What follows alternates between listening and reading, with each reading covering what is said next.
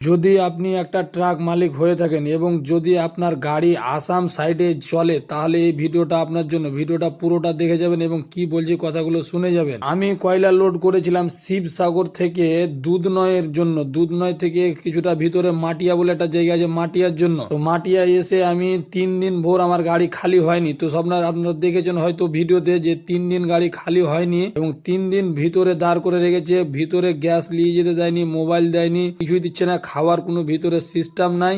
ওগুলো তো যা হয়েছে একটা ভিডিও বানিয়েছিলাম বলেছি। এবার আপনারা একটা জিনিস দেখেন যে কে এরকম করে গাড়ি খালি করে, যে জিসিপি গাড়ির ভিতরে উঠে যায়, জিসিপি গাড়ির ভিতরে চড়ে কয়লা খালি করছে। আর আমাদের যে পাটাতন সেটা হলো কাঠের পাটাতন। জিসিপি যদি একটা গাড়ির ভিতরে চড়ে তাহলে পাটাতন তো অবশ্যই ভাঙবে। তার জন্য আমি সব গাড়ির মালিককে এটাই বলবো যে যদি এই ফ্যাক্টরির মাল এবং এই মাল যদি পান তাহলে সবসময় অ্যাভয়েড করার চলার চেষ্টা করবেন। কেননা এইখানে যদি আপনার গাড়ির পাটাতন যদি কাঠের থাকে তাহলে অবশ্যই ভাঙবে। ভিডিওটা দেখলেন তো বুঝতে পারছেন যে আমার গাড়িটারও পাটাতন কিন্তু 2 জায়গায় ভেঙে গেছে অলরেডি। এই যে গাড়িটা যে খালি করার জন্য চড়লো জিসিবিটা, তো দেখতে পাচ্ছেন জিসিবির যে দুটো পা দুটো আছে, মানে যে দুটো বসাই, একটা জিনিস ভাবেন যে পুরো জিসিবিটার লোড ওখানেই একদম উঠিয়ে দিচ্ছে। আর ওখানে তো কাঠের পাটাতন, মানে ওখানে কি একটু জায়গার মধ্যে থাকছে, তাহলে তো পাটাতনটা ভাঙবে। আমি ড্রাইভার ভাইকে বললাম যে ওই দুটো উঠায়ও না, তো ওই দুটো না উঠালে কিন্তু জিসিবি চলবে না। এটাও বাস্তব যে ওই দুটো না উঠালে জিসিবি চলবে না, তার জন্য ওটা উঠাতেই হবে। যাই হোক, এরকম করে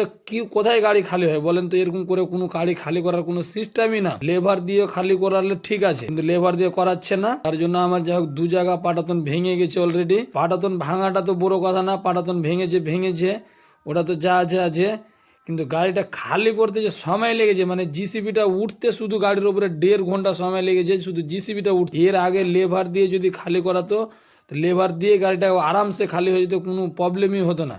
এখানে যত গাড়ি আসছে সবাই সেম এরকম করেই খালি করছে। আর যে একবার আসছে সে বলে দিচ্ছে আর জীবনেও কোনোদিন আসবে না। সে ড্রাইভার হোক আর গাড়ির মালিক হোক, ড্রাইভারও আসবে না বলছে আর গাড়ির মালিকও পাঠাবে না বলছে। তো ফ্যাক্টরির নামটা যা হোক আমি বললাম না। তো যদি এই ফ্যাক্টরির মাল পান তাহলে আগেই বলে নেবেন যে আমি জিসিবি দিয়ে খালি করাবো না, লেবার দিয়ে যদি খালি হয় তাহলে করাবো না, তো করাবো না।